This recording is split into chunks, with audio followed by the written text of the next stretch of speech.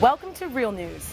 After the Tea Party targeting scandal by the IRS was uncovered last year, the IRS now decided to clamp down on outside groups' ability to organize as nonprofits and still play a political role. We told you about the new rules when they were quietly proposed last year around Thanksgiving. They would define the substance and amount of political activity that tax-exempt groups can engage in, also known as 501c4s, without losing their tax-exempt status. As reported by Politico, the new IRS rules are prompting some concern.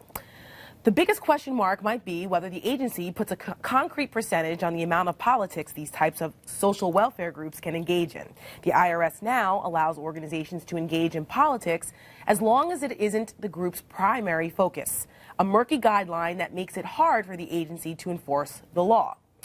Well, conservatives like Senator Ted Cruz, who went toe-to-toe with Eric Holder this week, are aggressively pushing back against what they are calling an attempt by the Obama administration to suppress free speech. Senate Minority Leader Mitch McConnell also pointed out his concerns on the Senate floor, where he said every American needs to know about this abuse of power. Take a listen. What the administration is proposing poses a grave threat to the ability of ordinary Americans to freely participate in the democratic process. Rather than reform the IRS and root out any hint of corruption or targeting of political opponents, they're now proposing to codify it. The cynical part of me would say that he's trying to shore up his conservative bona fides because of his tough re-election campaign. Everyone's starting to smell some primary challenges. I'm glad to see the minority leader taking up the Lindsey cause. Graham's real worried, let me tell you. Yeah. Anyway, the nonprofit government transparency group Common Cause says new rules will apply to both the right and left advocacy groups and characterize these free speech complaints as laughable, claiming the conservative criticism stems from a, quote, kind of paranoid vision that the president is after them. Well, I would beg to differ, and I would bet so would our next guest. Joining us now is Jordan Sekulow, Executive Director of the American Center for Law and Justice, the organization representing more than 40 groups suing the administration over IRS targeting. Welcome, Jordan. Thanks for having me. So I included the other side just because it was so laughable to me that they would even think that we're being paranoid after everything that was uncovered in congressional testimony and reports about this. And even Senator Chuck Schumer, out of his own mouth, had this to say. Last week he was speaking at the Center for American Progress, headed by John Podesta, Mr. Obama's Mr. Obama's now counsel. He said, it's clear, Senator Schumer said this, it's clear that we will not pass anything legislatively as long as the House of Representatives is in Republican control. But there are many things that can be done administratively by the IRS and other government agencies. We must redouble those efforts immediately. Doesn't sound like paranoia to me.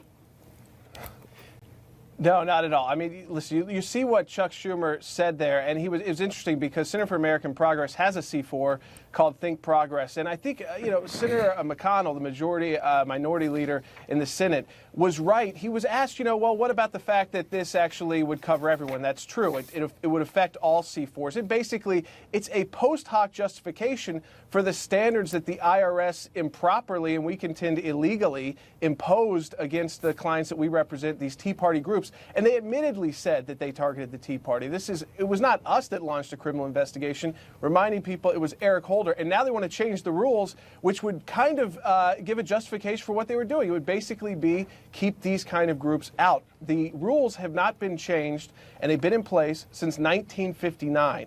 So now all of a sudden, when the IRS gets in its own admitted controversy, they want to change everything and basically rout out these conservative groups. So I think when people say, well, remember, it affects everyone except for labor unions and trade associations. They're covered under a different part of the 501c law. And so because of that, they still will get to use the money and they'll still get the protections of Citizens United. In fact, I think if this actually went into force, the legal challenges are so clear, and the Supreme Court has been very weary of these speech restrictions. And there's an important part, I'll add this, keeping and being able to have private donations, because that's what the left can't stand, is that, oh, but people are hiding who they are. That's been a part of our history, is that there may be causes that are not popular. Right. You think about NAACP was a famous case. Think about even the gay rights movement. Go to the other side where you may not want to be public with it, or 10 years ago may not have wanted to be public with it. That's an important part of speech as well. And so I think, the IRS is trying to do something to cover their tracks. But at the end of the day, there's a lot of legal problems with the standards they're trying to impose now. Will, I have two immediate thoughts about this that I wanted to toss out to all you guys, but I wanted to get your take on it first. One is that uncertain, indecipherable law actually serves a purpose here. I think that they like it. I think they actually prefer there to be more discretion for these bureaucracies, because whether they use Stole my point. Oh, look at that. Great minds think alike. Because whether they use it or not, people, especially given the lesson that we've already learned about how the Tea Party can be targeted, they're going to go, am I going to be on the wrong side of this? I'm just a private citizen. I don't think I want to deal with this. They know that, which is why they want the law to be sort of vague. And the other side of it is I just think there's also a real, and this is on the silver lining end of it, there's a paranoia in this administration. They know what happened in 2010 with the Tea Party. They want to prevent any sort of grassroots anti-Obamacare Tea Party uprising that I think could happen this year in the midterms. I totally agree with you. It was the point I wanted to make, that the bureaucrats live in the gray areas. That's where the boogeyman resides. Black and white rules are very easy to ascertain what the outcomes will be. But when you have gray, ambiguous regulations, then the outcome can be whatever you want it to be. And it doesn't get any grayer than social welfare and primary purposes, which is a percentage game. Right. Are you 49 or 51% of political organizations? How would they measure that? There's nothing conceivably measure that. There's nothing in the rules that specifically target conservative groups. It's how it will be applied. And I think that's important, because the pushback from the progressive group is, look, the rules it's just whatever it is you want to do. But how it's been applied in the past has been to target specific conservative that assumes the playing. But that's who's playing. Yeah, that's who's in charge. That's who's on the playing field. And I totally agree with Anthony on this. I thought it was interesting. Mitch McConnell, and this was the point that I was going to bring up, brought up, in his, it was like an editorial, a column that he wrote in Breitbart. He said, in their view, corporations that own liberal media outlets like the New York Times and MSNBC should have an absolute right to free speech. But independent groups and other grassroots organizations that seek to promote Madisonian ideals like limited government and greater liberty need to be kept in check. Right, and that's the point here, because we know that the IRS has been used. The weaponization, as Buck would say, of the IRS has clearly been used. This administration is, they have people there that are trying to figure out every way they can to bypass the Congress, bypass normal protocols to get what they want. And I wanted to throw this back to you, Jordan. Just if you can explain in the most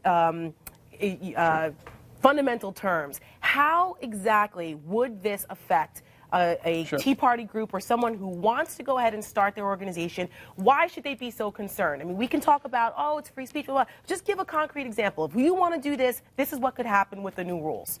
Yeah, it would shut them down, actually, and here's why. First of all, in the IRS proposed rules, the new regulations, they haven't come up with any new percentages, so they're not using the primary kind of language anymore, and they say that they're open to a percentage to make it more clear, but still, they don't want to go there, so they still want to leave the vaguer area. But what they would do is they use a new term. It's called candidate-related activity. That's not in the Internal Revenue Code. That's not in the previous regulations. So it's different than political activity. Candidate-related activity will have the 30 days before primary, 60 days before general election timelines, which the Supreme Court has already said once are unconstitutional. They want to try that again. Mm-hmm. Second, things that are candidate-related activity used to be social welfare. So, for instance, nonpartisan voter registration. You go to a county fair, you register voters. That's now candidate-related political activity. So that counts against you.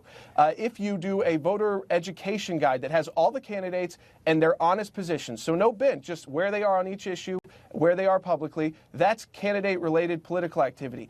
Even they want to consider, this is even, I think, what you were speaking about just previously. They want to consider if you have an interactive website, they actually wrote this, if you have an interactive website, if a third party, so if I go on the website and I comment in a way that may be candidate-related activity, will that then mean that you have conducted as an organization candidate-related activity? Also, it covers your officers, members, and volunteers. You know what? So while we're talking about in the past, this idea of primary focus and social welfare has allowed for discretion, and conservatives have been on the losing end of government discretion. Yep. What now we're looking at is the government saying, okay, less discretion. Here are the behaviors we're going to outlaw. Right. But here's the overt attack. It's not necessarily on conservatives. It's on free speech. I'm sorry, back to the free speech concept, because you know what's inseparable? The concept of anonymous speech and free speech. Those two things are inseparable, and the left is afraid of donations and anonymous donations. So what this is a direct attack attack on anonymous donations and thus free speech. But one of the things I'm struggling with here is why there should be in the first place any kind of special tax treatment towards political activity, because there isn't anything that prevents somebody from giving money to an organization that's going to have political activity, and it's just not a tax deductible donation. You were talking about having laws that are black and white, and the very fact of the way the IRS operates this is a way that they could attack conservative groups. It would seem that the conservative position here should be to just simply get rid of all of the special tax treatment for any political activity. That's if you're operating in a vacuum. As we know, Media Matters for America gets a special tax treatment. You look through all the organizations. Well, that's a separate part of the discussion. If we're going to be operating under the rubric of sometimes we're going to give some groups this special tax status, we need to make sure that it's not ideologically based. But that brings you back, I think, wholesale to Will's point, which is that these are rubbish and arbitrary restrictions on the First Amendment. The Democrats love this because they view themselves through the institutional media, through campus, and through the bureaucracy of the government itself to be have a bigger megaphone, and they don't want that to change. And Citizens United allowed conservatives to catch up a little bit, and the other side doesn't like it. And James Madison said encroachments on freedoms are often gradual and silent rather than violent and sudden, and that's what we're up against, it looks like. Jordan, thanks so much for your time tonight. Thanks for having me.